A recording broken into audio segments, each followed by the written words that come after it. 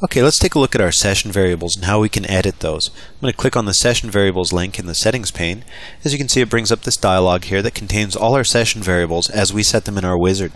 So for example, earlier in the chapter when we were going through the wizard and we set up our product title and whatnot, this particular portion of the application assigned those to variable names. So we can use the variable name product name, for example, throughout our project, and it'll refer to the value that we set up here.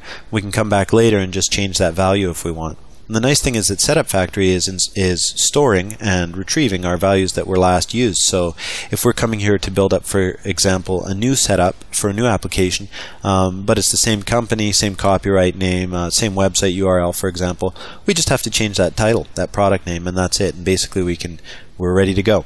So basically, let's go ahead and take a look at how this works. So we've got Headline Grabber set up as our product name. Let's change that now. Let's call this the IR forum feed, okay, just so that we know this has been edited. We're going to go ahead and take that variable product name. Let's go into our background window setting here and set that up as our heading, just so that we can test it.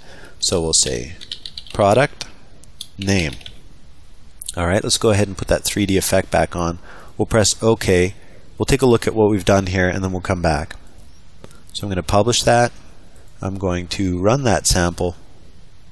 As you can see here, the data that shows up in the upper left is the words IR forum feed, which is what we changed that variable to. So in other words, that variable, I'm going to go back into our project, that variable that we've installed in the background window here is just referring to the value that we set up in our session variables. So we can go now, if we would like, to the session variables and change that, and it will automatically be changed in our background window. So if we come back here and we change this back to Headline Grabber, then we rebuild our project here and we go ahead and audition the changes, what we're going to find is that the new value is present where the old value used to be. As you can see here, there it is, Headline Grabber.